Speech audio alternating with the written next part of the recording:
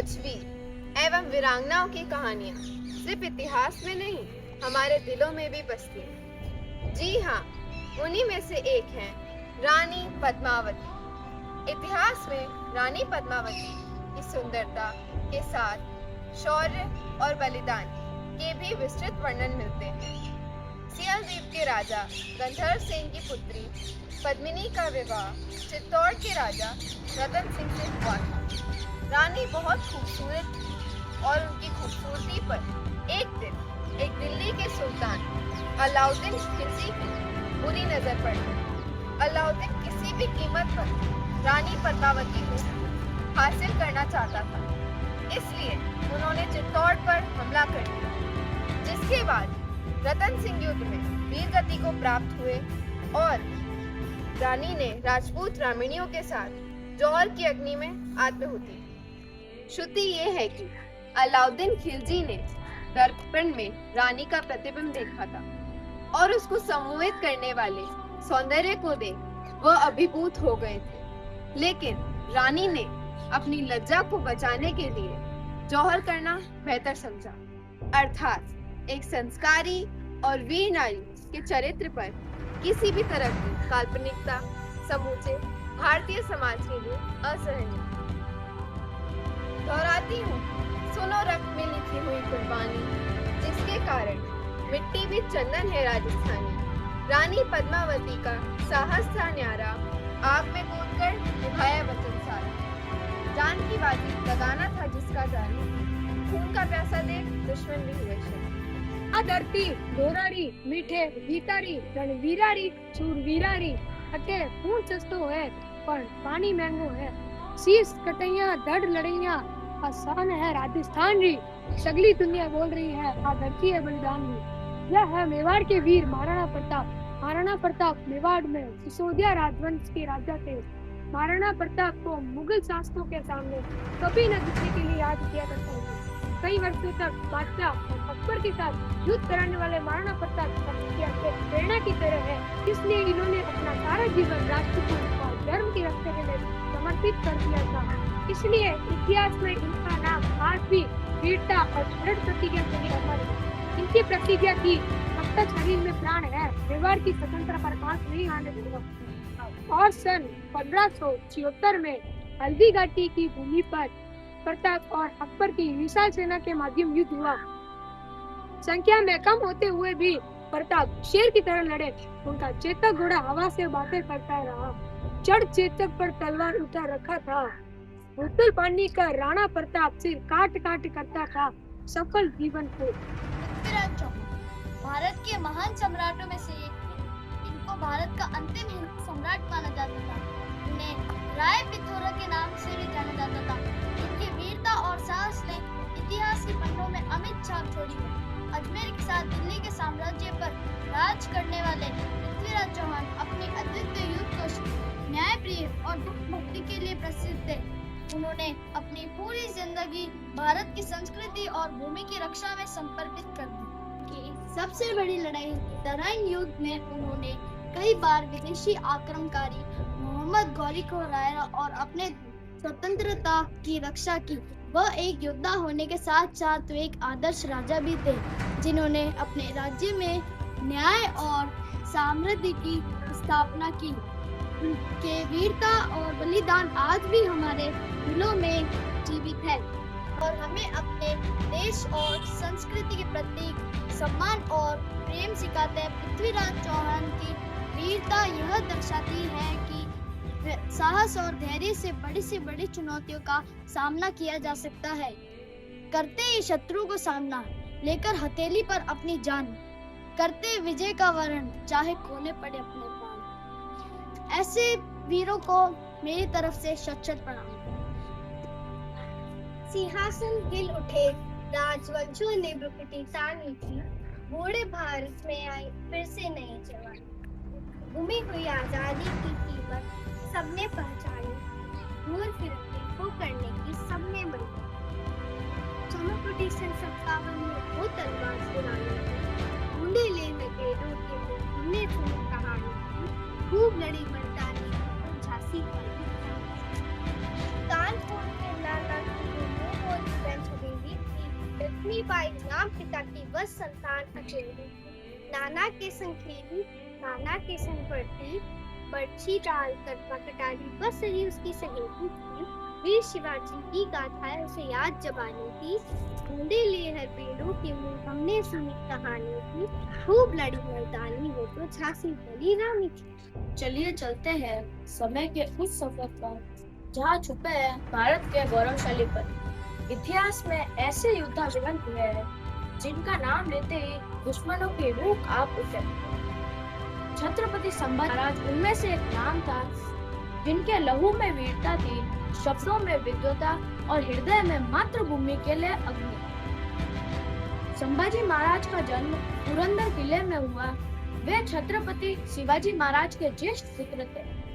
14 भाषाओं के ज्ञाता, धर्म शास्त्रों के मर्मज्ञ और असाधारण लेखक, बुद्ध भूषण जैसे ग्रंथों के रचयिता।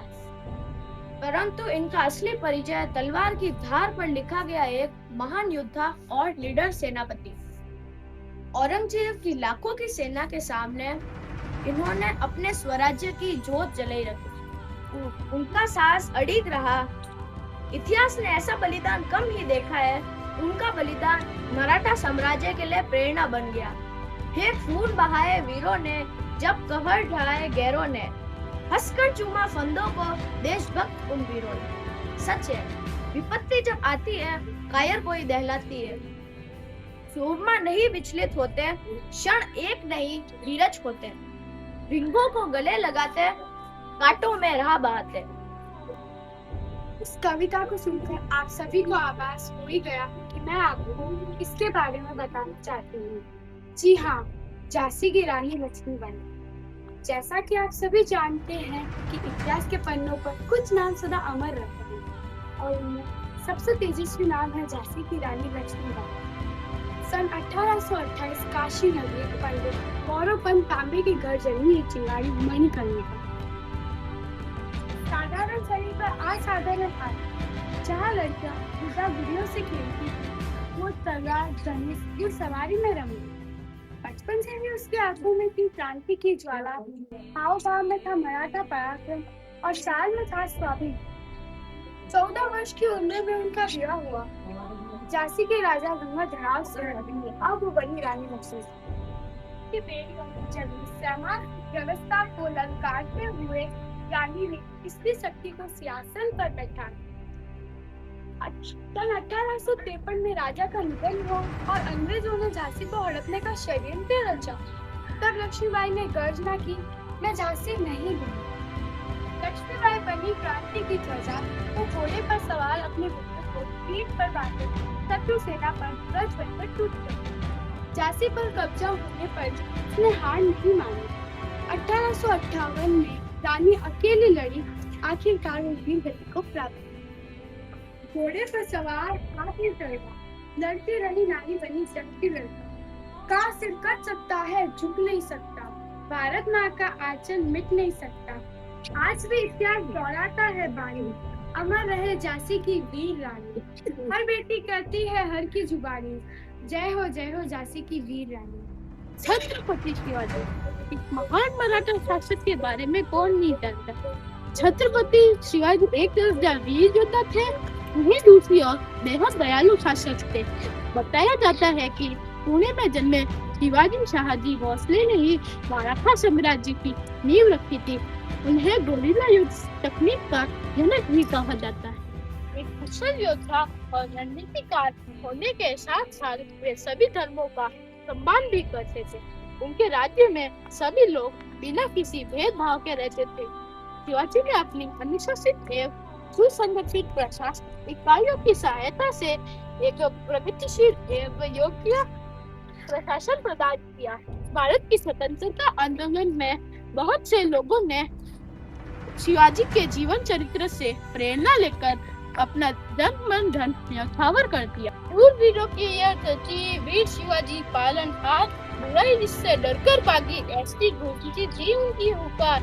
देश का अभिमान शिवाजी, राष्ट्र की शान शिवाजी, स्वराज्य का दूसरा नाम शिवाजी। राजस्थान की भूमि पर हजारों वीर और वीरांगनाएं हैं। इसी राजस्थान के इतिहास में ऐसी वीरबाला हुई जिसे आज हम सभी हाड़ी रानी के नाम से जानते हैं। हाड़ी रानी द्वारा दिया गया बलिदान अपने आप में एक ऐसा बलिदान है जो इतिहास में कहीं दूसरा नहीं मिलता। हाड़ी रानी, जिनका असली नाम सहल कंवर था, ने अपने पति रतन सिंह चुड़ावत को प्रेरित करने के लिए अपने निशानी के तौर पर अपना कटा हुआ सिर थाली में भेज दिया था, जिससे वह सभी मोह के बंधनों से मुक्त होकर दुश्मन पे टूट पड़े। रतन सिंह की कल्पना करते हैं, हाँ मैं देश का वासी हूँ, इस नारी का कर चुकाऊंगा, पीने का दम रखता हूँ तो इसके लिए मरकर भी दिखलाऊंगा। कसम मुझे इस माटी की, कुछ मैं ऐसा कर जाऊंगा, हाँ मैं इस देश का वासी हूँ, इस नारी का कर चुकाऊंगा। सिख कट सकता है पर झुक नहीं सकता, युगों युगों तक उनका इतिहास मिट नहीं सकता। राजपूताना की धरती का यही संदेश, आग से खेलना यहाँ वीरों का बाजीराव मराठा साम्राज्य के सबसे महान पेशवाओं में से एक थे। बाजीराव का सपना था हिंदुस्तान में मराठा साम्राज्य का झंडा कश्मीर से कन्याकुमारी तक लहराए। सोचिए, आपके सामने 3000 तलवारें पड़ी हैं और आपके साथ सिर्फ 200 बातें, क्या आप हार मान लेंगे या इतिहास रच लेंगे? तो मैं आज आपको सुनाने जा रहा हूँ उस बाजीराव की कहानी जिसने आंधी के ऊपर 3000 दुश्मनों को चूर चूर कर दिया। बाजीराव सिर्फ एक राजा नहीं बल्कि अपने लोगों की ढाल था। उनकी आंखों में ख्वाब था अपनी धरती, अपने लोगों की रक्षा करना। जब खबर आई कि 3000 दुश्मन की सेना आ रही है, तब राजमहल में सन्नाटा छा गया। सभी बोले, महाराज यह असंभव है, यह तो आत्महत्या होगी। लेकिन बाजीराव ने मुस्कुराकर जवाब दिया, अगर हमें मरना भी है तो ऐसे मरेंगे कि आने वाली पीढ़ियां हमें याद करे। और अपनी सेना को संबोधित करते हुए कहते हैं, उठो धरा के अमर सपूतों, पुनः नया निर्माण करो, जन जन के जीवन में फिर से नई स्फूर्ति न प्राण बनो। नया प्राप्त है, नई बात है, ज्योति नई नई उमंगे है, नई तरंगे है, नई आस है, सांस नई युग युग के मुरझे सुमनों में नई मुस्कान भरी। फिर बाजीराव ने रणनीति बनाई और सूरज की पहली किरण के साथ उनकी विजय हुई। यह जीत नहीं थी, अमृत थी। उस दिन इतिहास में सिंह संख्या बड़ी नहीं होती, हिम्मत बड़ी होती है। NBN Academy presents इतिहास का आईना।